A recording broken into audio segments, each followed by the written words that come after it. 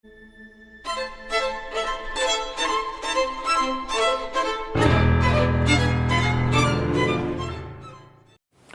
Morning, જય સ્વામિનારાયણ વિદ્યાર્થી મિત્રો, કેમ છો? મજામાં? તો આપણા જી નીટના લેક્ચરો શરૂ છે. અમુક એમસીક્યુ આપણે આગળ જોયા હતા, થોડા ઘણા તમે પણ કંઈક બીજી બુકમાંથી પ્રેક્ટિસ કરી હશે, ન કરી તો કરતા રહેજો. ઓકે, પણ જે આપણે કરાવી છે તો ખાસ કરજો. તો એ સેશનમાં આપણે આગળ વધીએ અને 201 નંબરના એમસીક્યુને જોઈએ. તો એમસીક્યુ નંબર 201ની રકમ કંઈક આવી છે મિત્રો. 20 સેન્ટીમીટર લંબાઈના તારને અર્ધ વર્તુળાકારે વાળી તેના અડધા ભાગ પર પ્લસ ક્યુ અને બાકીના અડધા ભાગ પર માઇનસ ક્યુ વિદ્યુત ભાર આકૃતિ પ્રમાણે પ્રસ્થાપિત કરેલ છે. એમાં આકૃતિ છપાણી નથી, પણ હું હમણાં બોર્ડ ઉપર ડ્રો કરું છું. જો ક્યુ બરાબર 1000 એપ્સિલોન 0 હોય, એટલે ક્યુનું મૂલ્ય આપી દીધું, પછી ઋણ માટે મૂલ્ય એટલું અને ધન માટે એટલું, તો કેન્દ્ર આગળનું વિદ્યુત ક્ષેત્ર ખાલી જગ્યા. ઓપ્શન આપ્યા છે મિત્રો. એ 50 ગુણ્યા 10³ ન્યૂટન પ્રતિ કુલમ જે કેરેટ, બી 25 ગુણ્યા 10³ ન્યૂટન પ્રતિ કુલમ આઈ કેરેટ, સી 25 ગુણ્યા 10³ ન્યૂટન પ્રતિ કુલમ જે કેરેટ અને ડી 25 ગુણ્યા 10³ એટલે 50 ગુણ્યા 10³ ન્યૂટન પ્રતિ કુલમ આઈ કેરેટ. ઓકે, તો મિત્રો આકૃતિ કંઈક આવી વિચારવાની છે આપણે કે 20 સેન્ટીમીટર ત્રિજ્યાવાળો અર્ધવર્તુળાકાર ભાગ, એના અડધા ભાગમાં ધન, માની લો તે હું ધન, અને અડધા ભાગમાં ઋણ, તો કેન્દ્ર ઉપર વિદ્યુત ક્ષેત્ર કેટલું?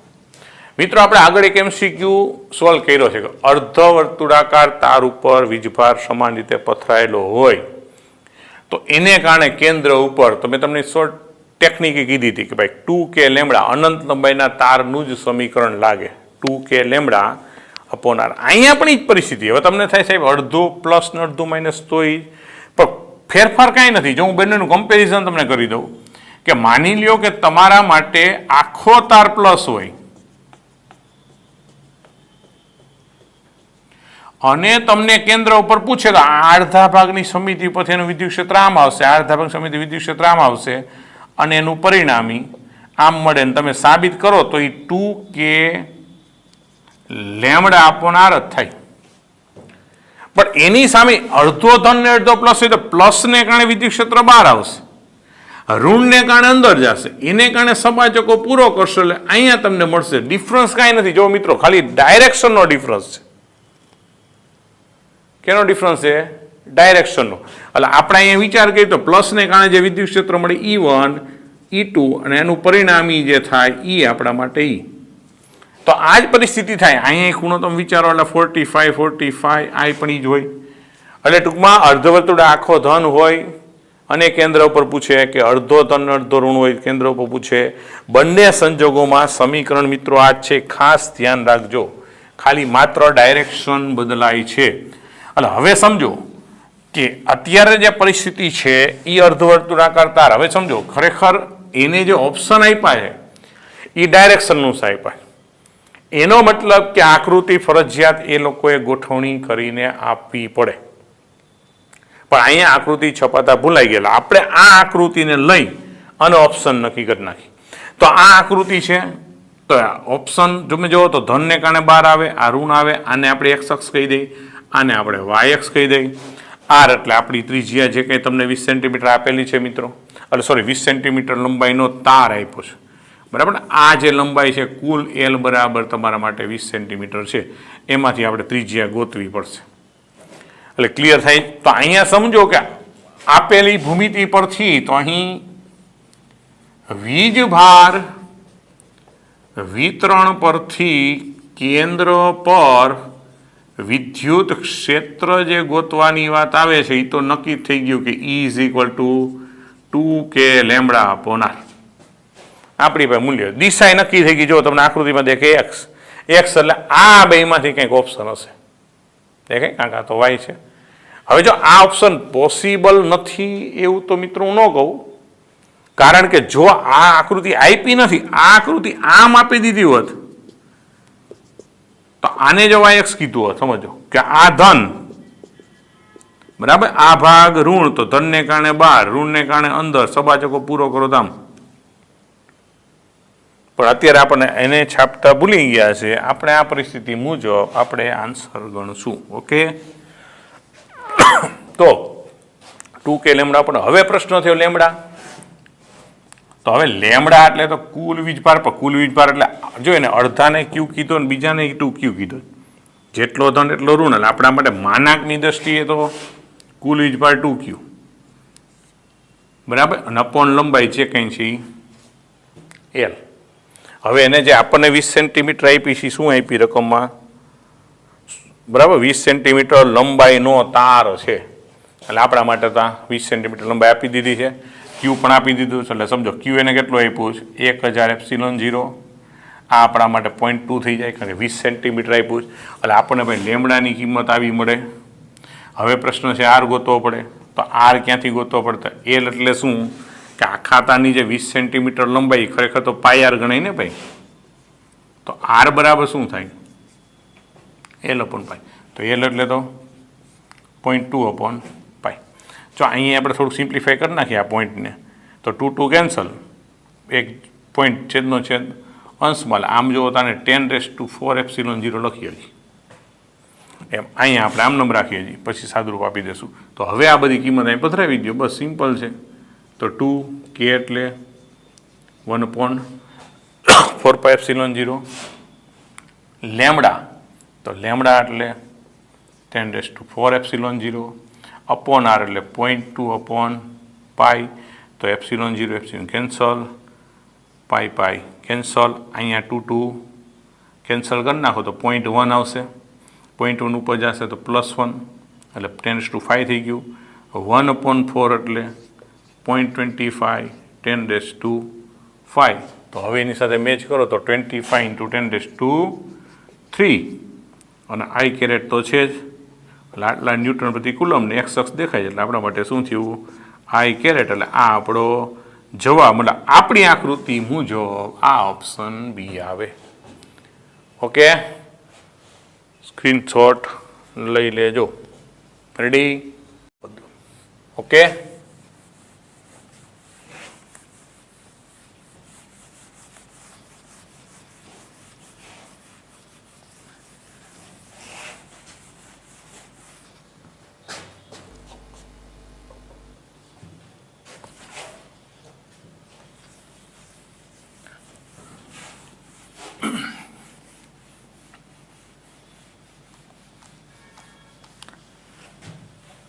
રેડી. ત્યાર પછીનો પ્રશ્ન, બરાબર, 202. Q1 is equal to √10 માઇક્રોકુલમ and Q2 is equal to -25 માઇક્રોકુલમ. બરાબર, Q1 બરાબર √10 માઇક્રોકુલમ અને Q2 બરાબર -25 માઇક્રોકુલમ. બે વિદ્યુત ભારો x અક્ષ પર x1 બરાબર 1 મીટર અને x2 બરાબર 4 મીટર અંતરે મૂકેલા છે. તો y બરાબર 3 મીટર બિંદુએ વિદ્યુત ક્ષેત્ર ખાલી જગ્યા k બરાબર 9 × 10⁹ ન્યૂટન મીટર સ્ક્વેર પ્રતિ કુલમ સ્ક્વેર લ્યો. ઓપ્શન આપ્યા છે મિત્રો, -63 I કેરેટ +27 J કેરેટ 10⁻². બરાબર, બી કઈ અહીંયા લખી નાખી, B 81 I caret -81 J caret into 10⁻². C 63 I caret -27 J caret into 10⁻². અને -81 I caret +81 J caret into 10⁻². Okay, તો આ પરિસ્થિતિ આપણને આપેલી છે મિત્રો. પેલા ચિત્ર દોરો કે ભાઈ આ x અક્ષ, આ y, એક x બરાબર 1 પાસે બરાબર. રકમ જે આપી છે એ શું આપી છે? એક્સ બરાબર 1 પાસે એ Q1 √10 માઇક્રોકુલોમ્બ. એક્સ બરાબર 4 એટલે આમ 2 3 એવું આમ સીમિત ઉપર લાગવું જોઈએ આપણી આકૃતિમાં એવું કંઈક કે એક્સ બરાબર 4 Q2 -25 માઇક્રોકુલોમ્બ. આપણે ગોતવાનું છે વાય બરાબર 3 આ પી બિંદુ પાસે વિદ્યુત ક્ષેત્ર કેટલું. આ ડિસ્ટન્સ છે 3, આ ડિસ્ટન્સ છે 1, આ ટોટલ ડિસ્ટન્સ છે 4, આવું ગમી દો. તો સમજો આ વીજભાર છે એ ધન છે મિત્રો. ધનને કારણે વિદ્યુત ક્ષેત્ર એ બહાર આવતી દિશામાં હોય. રેડી. અને આ વીજભાર ઋણ છે એટલે ઋણને કારણે વિદ્યુત ક્ષેત્ર અંદર જતી દિશામાં. એટલે આનું વિદ્યુત ક્ષેત્રને આપણે E1 કહી દઈએ. અહીંયા જે વિદ્યુત ક્ષેત્ર છે એ E2 છે. હવે આપણે પરિણામી ક્ષેત્ર ગોતવાનું. હવે શું થાય કે આ E1 છે તેના માટે આ જે ખૂણો છે ને હું θ1 કહું, આ ખૂણો છે હું θ2 કહું. તો હવે તમે વિચારો કરો કે આ જે E1 આપણને આ દિશા મળ્યું તો આકૃતિની ભૂમિતિ પરથી અહીંયા જેટલો ખૂણો હોય એટલો ખૂણો અને y બરાબર 3 સ્થાન છે અહીં કરી નાખી. તો અહીંયા જેટલો ખૂણો છે એટલો ખૂણો અહીંયા ક્યાં બને મિત્રો? કે અહીંયા એ ખૂણો બને એટલો, અહીંયા θ1 બને. તો એવા સંજોગોમાં આ E1 નો કયો ઘટક થાય? E1 cos θ1. અને અહીંયા જે ઘટક મળી શું મળશે? E1 sin θ1. રેડી? ક્લિયર થાય? હવે એ જ પ્રમાણે આના ઘટક વિચારો તો આના બે લંબ ઘટક આમ મળે ને, પણ અહીંયા જેટલો ખૂણો એટલો ખૂણો અહીંયા બને. એટલે આ શું થાય? E2 cos θ2, E2 sin θ2. હવે આ જે sin θ cos θ, કારણ કે આપણે પરિણામી ગોતો એટલે x આમ ને બાદ બાકી થાય, y એમની બાદ બાકી થાય. હવે પેલા મૂલ્ય નક્કી કરી નાખી કે આ E1 E2 θની કિંમત તો ગોતશું જ કે અહીં E1 એટલે આપણે સીધું આમ લખીને KQ1 upon R1². KQ1 upon R. હવે એ R1 ક્યુ થયું કે આ આપણા માટે શું કહેવાય? R2. તો અહીંયા શું થાય? KQ1 R1 એટલે આ 9 × 10⁹ ઓલો વીજભાર છે એ મૂલ્ય જો હવે એટલે √10 અને છેદમાંનો વર્ગ એટલે R1 કેમ મળે? વર્ગમૂળમાં 3 નો વર્ગ 9 વત્તા 1 નો વર્ગ 1. સમજાય? 9 વત્તા 1 એટલે √10 જ મળે. R1 ની કિંમત કેટલી મળે? √10 જ મળે. પણ આ એનો વર્ગ કરવાનો એટલે આપણા માટે શું થઈ જાય? 10. તો આપણા માટે કિંમત કેવી થઈ જાય? 9 √10 × 10⁸. આ E1 ની મૂલ્ય મળ્યું. સમજો બરાબર? Q1 ને લીધે વિદ્યુત ક્ષેત્રનું મૂલ્ય. તે જ રીતે E2 તમે ગણો તો એ KQ2 upon R2². તો K એટલે 9 × 10⁹. આપણે માત્ર મૂલ્ય ગોતી છે, દિશા આપણે આકૃતિ ઉપરથી નક્કી કરશું મિત્રો. એટલે અહીંયા 25 માઇક્રો જ છે. સોરી, અહીંયા આપણે √10 માઇક્રો હતો એટલે અહીંયા -6 કરવાનું ભૂલાય તો -6 હોય તો આપણે +8 લખ્યા. અહીંયા શું થઈ જાય? 2. રેડી? સમજાશે ને? કારણ કે માઇક્રોકુલમ હતું. અહીંયા આ અંતર, તો આ અંતર શું થાય? 3 પાયથાગોરસની મુજબ 3 નો વર્ગ 9, 4 નો વર્ગ 16, 16 વત્તા 9 એટલે 25, 25 નું વર્ગમૂળ 5. આપણને 5 મળે મિત્રો, ના √10 મળે. બરાબર? એ પછી દર્શાવવાનું ન હોય. જીના પ્રશ્નો સોલ્વ કરતા હોય, જી રીત લેવાનાથી આપણે ખ્યાલ આવવો જોઈએ. તો અહીંયા શું થશે? 5 તો 5 નો વર્ગ એટલે 25, 25, 25 કેન્સલ.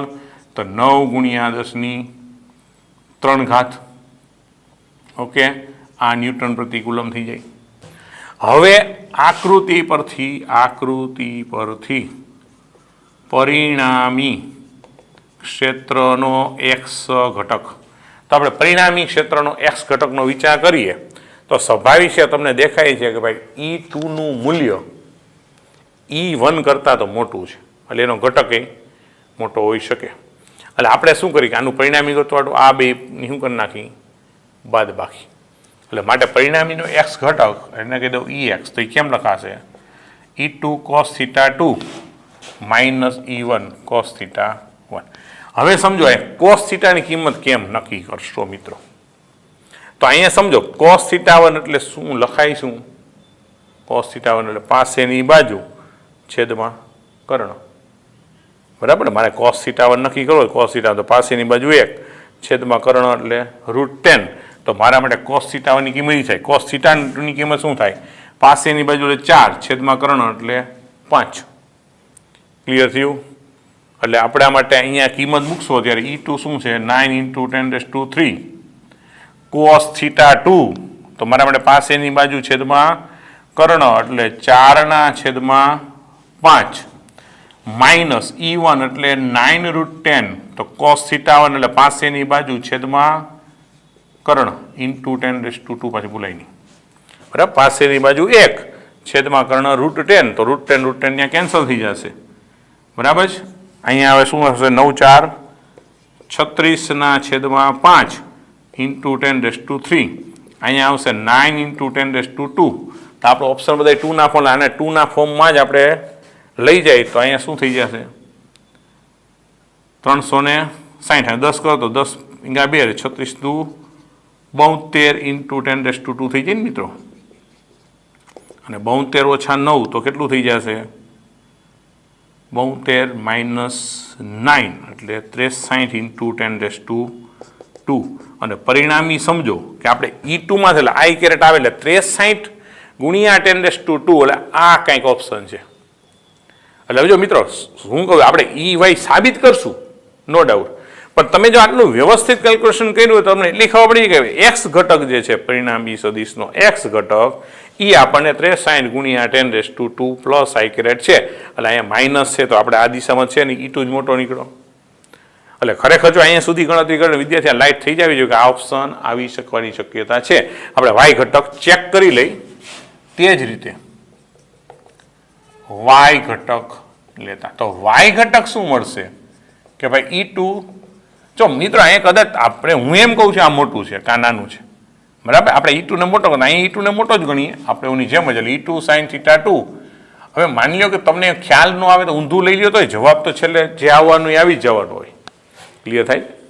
તો હવે આપણે એમાં કિંમતો મૂકીએ. આપણે આમ દાખલ કર્યું, બરાબર. તો ઓટોમેટિક પ્લસ માઇનસનું જે કંઈક એરેન્જમેન્ટ થવાનું એ થઈ જશે. તો E2 ની કિંમત કેટલી છે? 9 × 10⁻³. હવે અહીંયા sin θ2. તો sin θ2 એટલે સામેની બાજુ છેદમાં કર્ણ એટલે 3/5. E1 એટલે 9 √10 × 10⁻². sin θ1 એટલે સામેની બાજુ છેદમાં કર્ણ એટલે 3/√10. તો આ કિંમત થાય 27 × 10⁻³ આ કિંમત √10 કેન્સલ થાય તો 27 × 10⁻² ખાલી 2. તો આપણે આમાંથી જો 27 × 10⁻² કોમન કાઢી લઈએ મિત્રો તો 1/5 નહીં સોરી 10/5 એટલે 10⁻². તો એ ટૂંકમાં શોર્ટ કે 2 - 1. તો 2 - 1 એટલે 27 × 10⁻². હવે સમજો કે આ તમને પ્લસ મળી, પણ મિત્રો E2 જે મોટું થયું ને નાનું થયું એને ઓલા દિશા કોની લાગે? મોટાની. તો E2 નો ઘટક જો અહીંયા છે દેખાય છે ભાઈ. એટલે સંજ્ઞા પ્રણાલી મુજબ હવે એકમ સદિશ મેં જેમ અહીંયા I કેરેટ લખી નાખ્યો કારણ કે આ મોટો છે અને ધન x દિશામાં. આપણે આમાંથી આને બાદ કર્યું અને આપણને છતાંય કિંમત ધન મળે, ખરેખર મોટો છે જ. અને મોટો છે તો એની દિશા નીચે તરફ છે કઈ દેખાય? -j caret. એટલે આને આપણે જ્યારે લખીએ હવે આ બધું સદિશ સ્વરૂપમાં તો મારે -j કેરેટ લગાડવું પડે. એમ અહીંયા સોરી આ મૂલ્ય છે ને અહીંયા કેરેટને એક સ્ટેપ વધારી દેજો કે EX બરાબર 63 × 10⁻² I કેરેટ થઈ. આ સદિશ સ્વરૂપ આવી ગયું. ક્લિયર? તો હવે તમે બેની કિંમત મૂકી દો તો પાટે પરિણામી આવી ગયો. સી વિકલ્પ દેખાવી ને ભાઈ. ખરેખર ગણતરી કરવાની જરૂર નથી. હજી સમજ અહીંયા સુધી પહોંચ્યા પૈકી લાઇટ થઈ જવી જોઈએ. તો પરિણામી E બરાબર EX + EY. તો શું છે આનું? 63 I કેરેટ ઓનું -27 J કેરેટ × 10⁻². એ આપણો ઓપ્શન થાય. મતલબ કે ઓપ્શન સી સાચો વિકલ્પ છે. રેડી? ઓકે, મસ્ત પ્રશ્ન છે, સ્ક્રીનશોટ લઈ લેજો.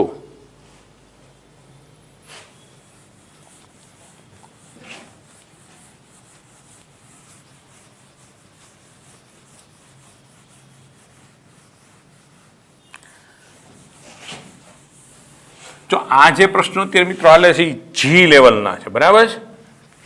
એટલે ખાસ બી ગ્રુપનો વિદ્યાર્થી જે છે, આપણે જી નીટનો કંઈક તો ટોપિક જ લઈએ છીએ, પણ મોટાભાગે આવું લાંબુ કેલ્ક્યુલેશન થાય અથવા તો એમાં થોડુંક વધારે મેથેમેટિક્સ આવે એવા પ્રશ્નો નીટમાં ઓછા પૂછાય છે. એટલે બી ગ્રુપવાળાએ બહુ ટેન્શન લેવાની જરૂર નથી, કહેવાનો મતલબ છે. ઓકે, ત્યાર પછી 203 આર ત્રિજ્યાવાળા ગોળા પર ઘનતા આપી દે. રો ઓફ આર બરાબર A upon small r square e⁻² upon small a જેટલી વીજભાર કદ ઘનતાથી વિદ્યુત ભાર પાથરેલ છે. જો કેપિટલ એ અને સ્મોલ એ અચળાંક હોય તો ત્રિજ્યા આર બરાબર ખાલી જગ્યા. ઓકે, ઓપ્શન આપ્યા મિત્રો. ઓપ્શન થોડાક વિચિત્ર છે, પણ આપણે નિરાતે સાબિત કરતું જવાનું, ઓટોમેટિક આવી જાય. ઓપ્શન જોઈને ટેન્શન નહીં લેવા દેવાનું કે આવો ઓપ્શન કેવી રીતના ગોઠવાતો હશે. આપણા મગજમાં કન્સેપ્ટ ક્લિયર હોવો જોઈએ અને એ મુજબ આપણે કેલ્ક્યુલેશન કન્સેપ્ટ મુજબ કરવાનું હોય. બરાબર જ. સી ઓપ્શન છે એ log 1/1 - q upon 2πa અને D a/2 log in bracket 1/1 - q upon 2πa. Okay, clear.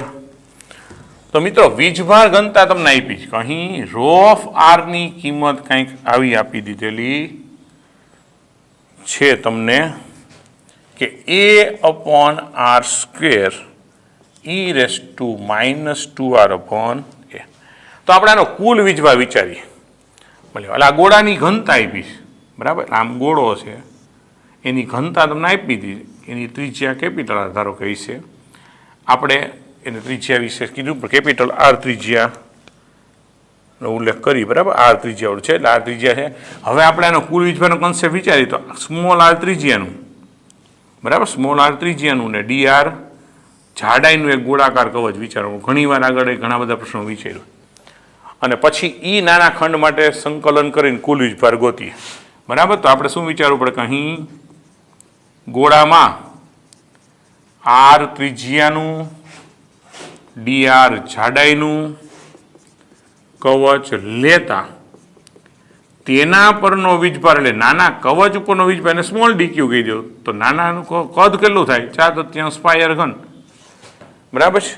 એનું ક્ષેત્રફળ રહે એટલે એનું કદ આમ લખવું પડશે, એટલે 4πr² dr. કારણ કે આપણે કવચ તો લે એનો સરફેસ એરિયા એટલે એનું પૃષ્ઠ ગુણાકારમાં એની જાડાઈ, કદ આવી રીતના લખાય. આ ત્રિજ્યાનું ડીઆર જાડાઈના કવચનું કદ અને વીજભાર ઘનતા તો રો આર છે.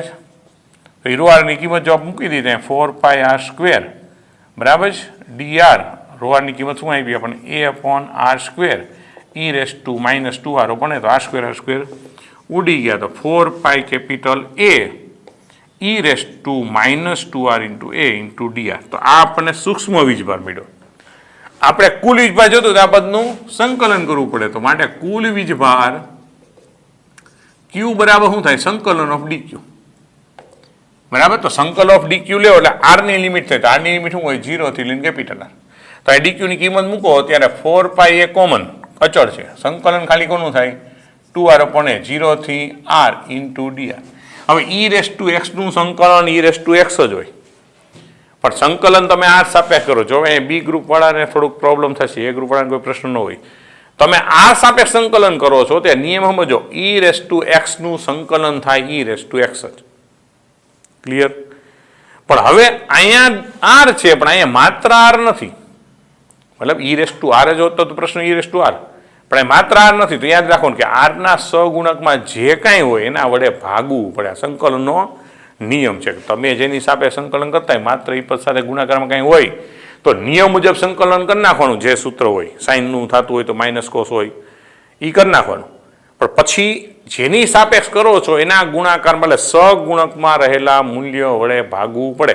આમ જો એને ધારેલા પદનું વિકલન ભાગાકારમાં એવું બોલાય વિકલનની ભાષામાં, પણ બી ગ્રુપવાળાને ટપા ન પડે. એટલે મારે તમને એમ જ સમજાવવું પડે. જો હવે સંકલન કરવું ખાસ સમજજો. બી ગ્રુપવાળા કે 4πa e raise to x નું સંકલન થાય ઈ રેસ ટુ એક્સ એટલે હું મારે આમ લખી નાખવાનું રહે,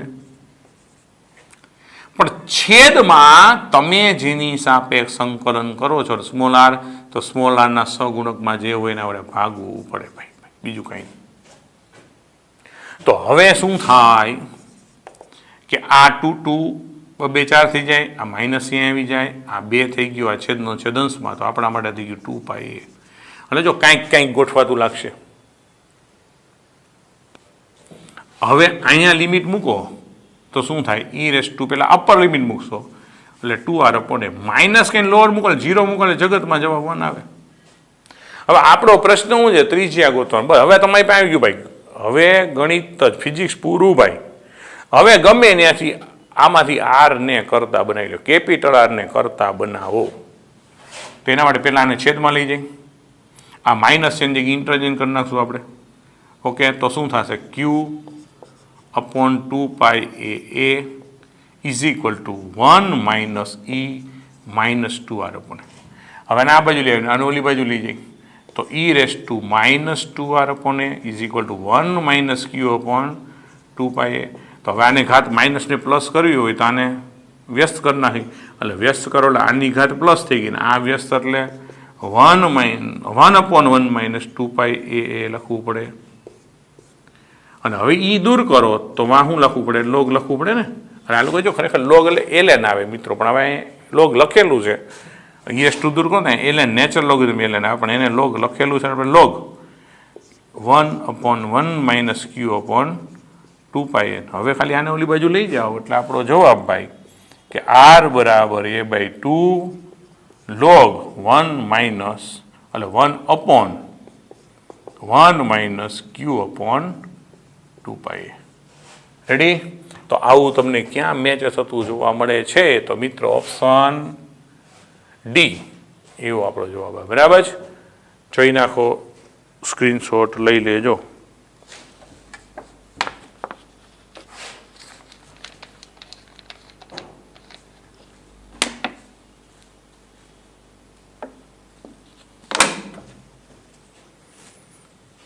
રેડી?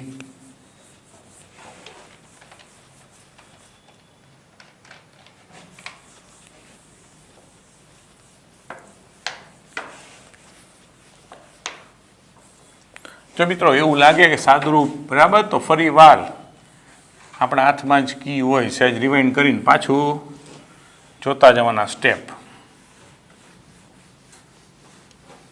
અઘરું નથી હોતું, પણ ઘણીવાર આપણે ઓપ્શન એવા વિચિત્ર જોઈએ ને ઘણીવાર આપણે લોજિકલી વિચારી ન શકતા, એટલે ક્યારેક એવું લાગે. બરાબર? બાકી બધું ફિઝિક્સ સહેલું જ છે.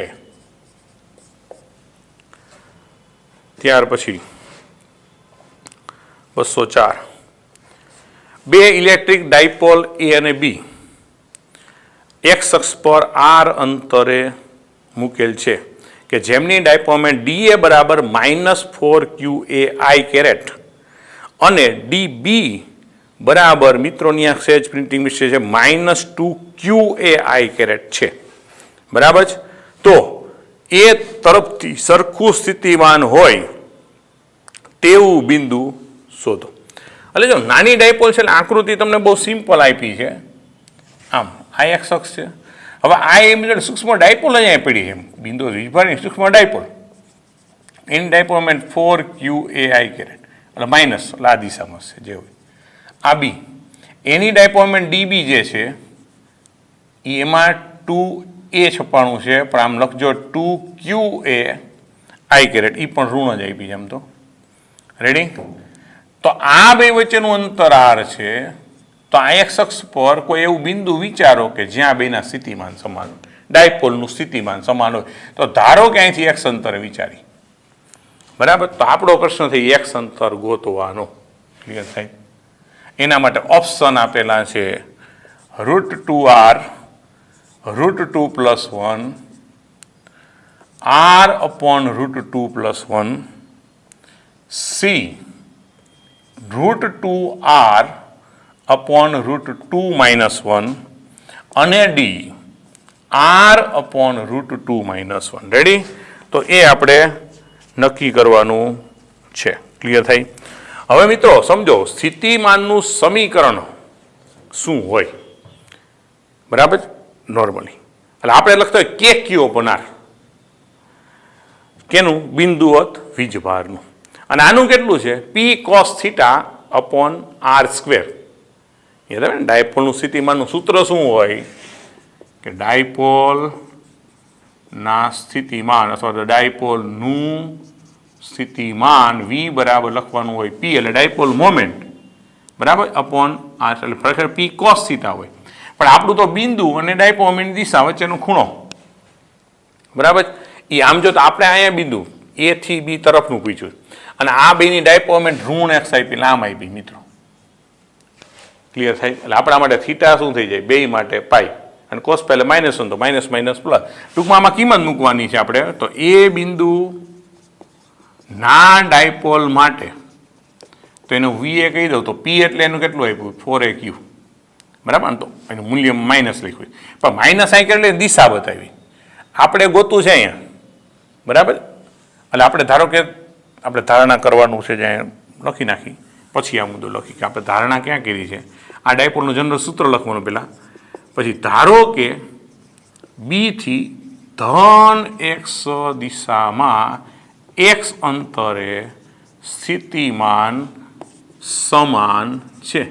તો એનો મતલબ એવો છે કે આ પી બિંદુ પાસે સ્થિતિમાન તો બેના સમાન, હું વી એ બરાબર વી બી હાલો. હવે હું આ સમીકરણ એપ્લાય કરું એટલે મારે શું લખવું પડે? P a cos theta upon r square, એટલે આપણે અંતર જે કંઈ હશે પછી લખશું. અહીંયા p b cos theta upon r square, એટલે એને આર ડેશ કીધું અત્યારે. હવે પી એટલે રકમ મુજબ સમજો 4QA એટલે માઇનસ, કારણ કે ઋણ એક્સ. હવે તમે બે વસ્તુ કરો, એને માઇનસને ધ્યાનમાં લઈને કરો ને એટલે તમારે આ બિંદુ ગોતું તો એની ડાયપોમેન્ટ આમ છે આમ છે, એટલે ખૂણો કેટલો થશે? કોસ પાઈ. એટલે કોસ પાઈ એટલે માઇનસ તો માઇનસ માઇનસ પ્લસ થઈ જશે અપોન આર સ્ક્વેર. અહીંથી અંતર કેટલું થાય? આર પ્લસ એક્સ, એટલે આર પ્લસ એક્સનો વર્ગ. એની સામે અહીં એ જ પ્રમાણે 2QA કોસ પાઈ અપોન એના ડિસ્ટન્સ કેટલું? એક્સ જ, અહીંથી તો અંતર એક્સ જ છે. તો સિમ્પલી QA કેન્સલ, કોસ પાઈ એટલે માઇનસ તો minus minus plus, cos pi minus minus plus સમજાશે. આ 2 કેન્સલ એટલે 2 અપોન આર પ્લસ એક્સનો વર્ગ is equal to 1 upon x square. તો બે બાજુ વર્ગમૂળ લઈ લ્યો તો √2 upon R plus x is equal to 1 upon x. અને આ બાજુ લઈ આવો તો √2x is equal to R plus x. અને ઓલી બાજુ લઈ જાઓ તો એક્સ ઇઝ ઇક્વલ આપણે ગોતવાનું, સોરી આ બાજુ લઈ આવો પહેલાં તો એક્સ કોમન કાઢો તો √2 - 1 ઇઝ ઇક્વલ ટુ આર, તો x is equal to R upon √2 - 1. એટલે આર અપોન √2 - 1 મતલબ option D. Okay, clear, ready? Screenshot લઈ લેજો મિત્રો. આમાં એમસીક્યુ થોડાક લાંબા લે, એક સાથે બોર્ડમાં જ્યાં એમસીક્યુ સમય એમ છે નહીં. ઓકે, સ્ક્રીનશોટ લેવાઈ ગયો, રેડી?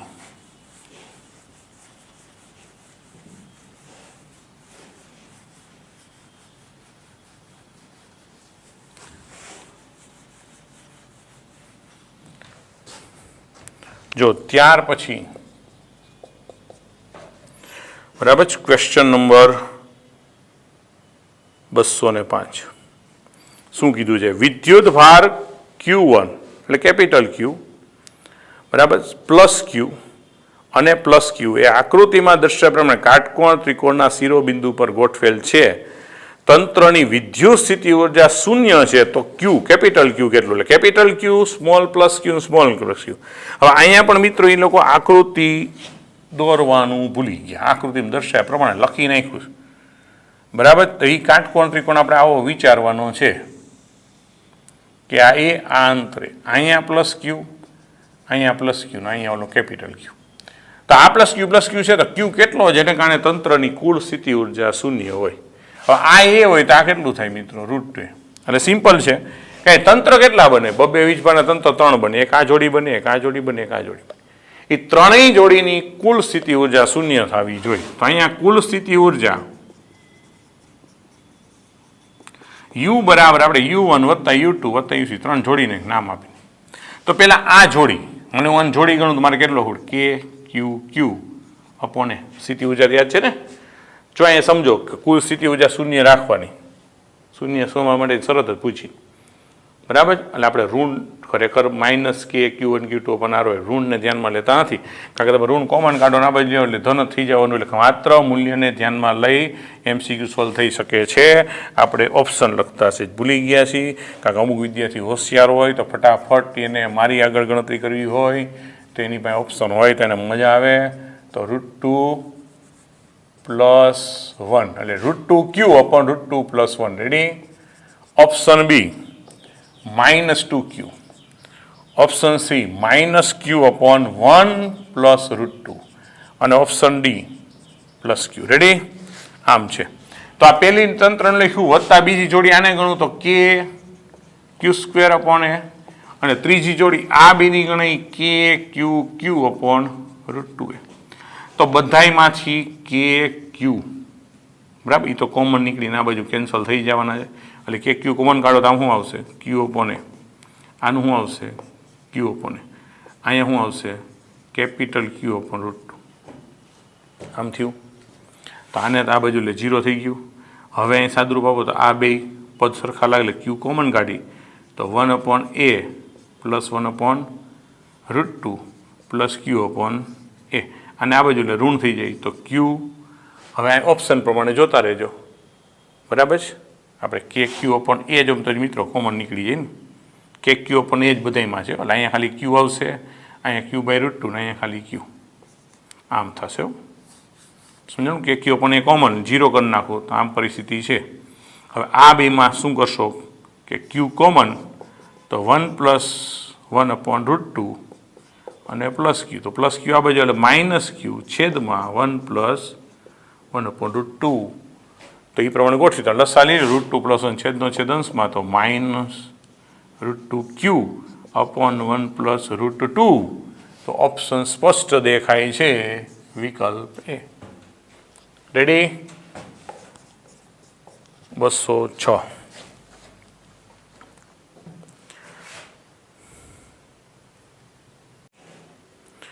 કે 45 અંશના કોણે રાખેલ વિદ્યુત ડાયપોલ પર 1000 વોલ્ટ પ્રતિ મીટરનું ક્ષેત્ર લાગે છે તો ચુંબકીય ચાકમાત્રાનું મૂલ્ય 10⁻⁻29 કુલોમીટર છે. તો ડાયપોલની સ્થિતિ ઉર્જા કેટલી? હવે મિત્રો અહીંયા ઓપ્શન આપ્યા છે -9 × 10⁻20 જૂલ, -7 × 10⁻20 જૂલ, સી -10 × 10⁻29 જૂલ અને -20 × 10⁻18 જૂલ. બરાબર. આપણે ગણીએ ઓપ્શન પછી જે જગ્યાએ મેચ થતો હોય એ આપણે મેચ કરવાનો હોય. રેડી. ઓકે. તો સિમ્પલ છે મિત્રો. ઓકે. ડાયપોલની બાહ્ય ક્ષેત્રમાં સ્થિતિ ઉર્જાનું સમીકરણ મિત્રો આમ ક્લિયર છે કે P.E એટલે PE cos θ. બસ કિંમત ખાલી પધરાવી દો. તમને શું શું આપ્યું છે બરાબર જ. તો તમને આપ્યું છે ડાયપોલ મોમેન્ટ બરાબર, તો 10⁻29 કિલોમીટરમાં જ આપ્યું છે. આ આપ્યું છે 10⁻4 10,000 એટલે 1000 સોરી એટલે 10⁻3 અને થીટા તમને આપ્યો છે 45 એટલે 1/√2 થઈ ગયું cos 45 બરાબર. 45ના કોણે રાખેલ ડાયપોલ છે એમ કીધું એટલે આ 1/√2 અને 10⁻2 કેટલું થશે -26. એટલે આની એપ્રોક્સિમેટલી તમે આનું ગણતરી કરીને જવાબ આપી શકો. એટલે આપણે આની ગણતરી કરીએ તો 1/√2 બરાબર એટલે 1/1.414 એટલે 0.7 × 10⁻26. તો પોઈન્ટ કાઢી નાખો તો 7 × 10⁻27 જૂલ. એટલે સ્પષ્ટ આન્સર દેખાય છે ઓપ્શન બી. ઓકે. તો સ્ક્રીનશોટ લઈ લેજો. રેડી. ઓકે.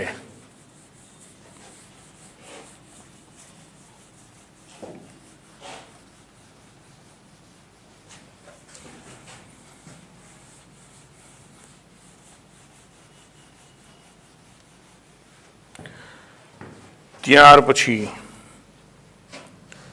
બરાબર 207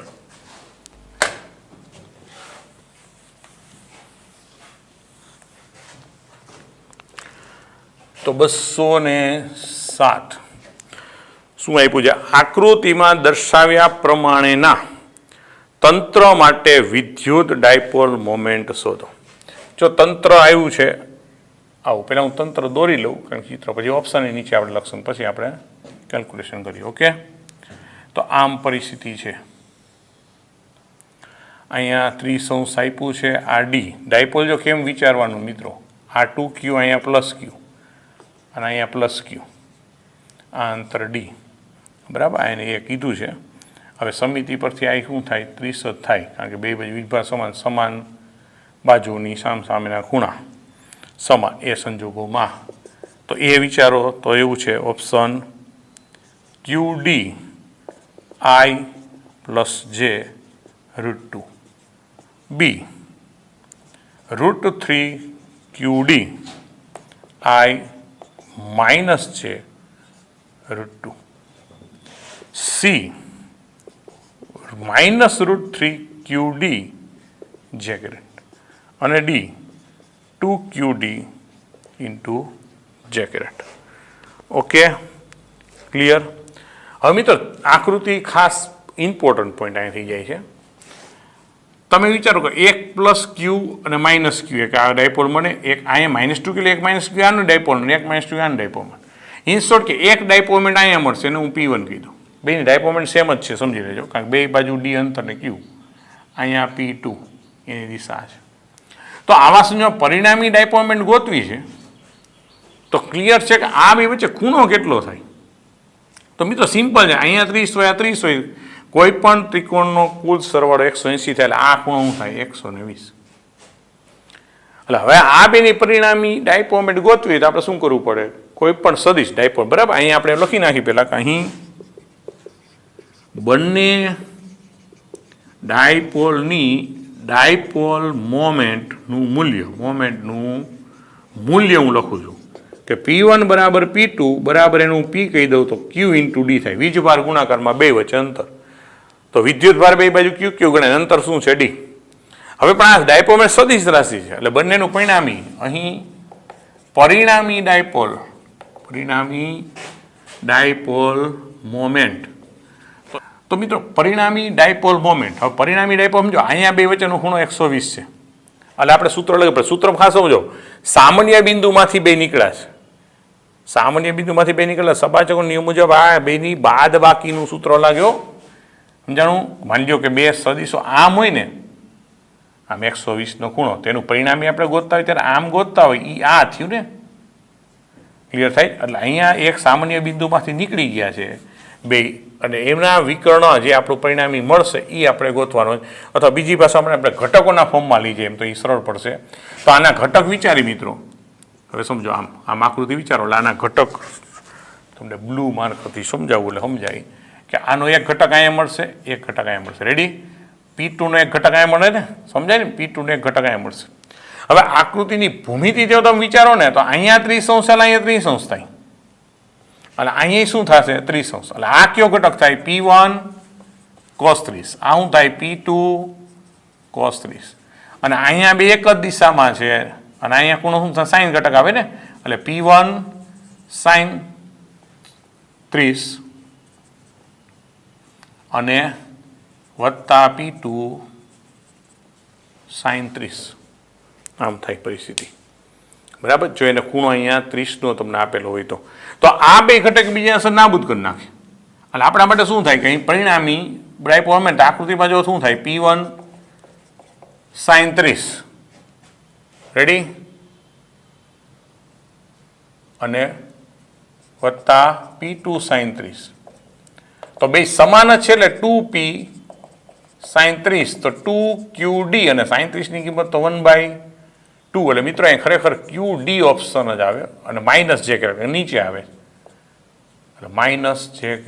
આ જવાબ ખરેખર આવવો જોઈએ જે આપણે ઓપ્શનમાં છે નહીં, એટલે આમાં જવાબમાં ભૂલ છે. આ ઓપ્શનને આપણે એવું ફેરફાર કરીએ કે -QD જે કેરેટ આ સાચો જવાબ હોઈ શકે. એ લોકોએ જો કે આ આપેલો છે પણ આપણી આકૃતિ ભૂમિતિ હવે એ શક્ય ક્યારે છે આ જવાબ કે અહીંયા ખૂણો 60 હોય તો, કારણ કે જો અહીંયા 60 હોય તો આ 60 બને, એવા સંજોગો આપણા ઘટક sin60 થાય, sin60 √3/2 તો 2 કેન્સલ તો √3 ની રૂટ દિશા આવે. એટલે આપણે એક કામ કરીએ કે એની આકૃતિની ભૂમિતિમાંથી અહીં બદલી નાખીએ, અહીંયા 60 કરી નાખીને તો આપણે ઓપ્શન બદલવા પડે નહીં. રેડી? એટલે આપણે અહીંયા 60નું મૂલ્ય કરી નાખીએ, એટલું સુધારો કરજો.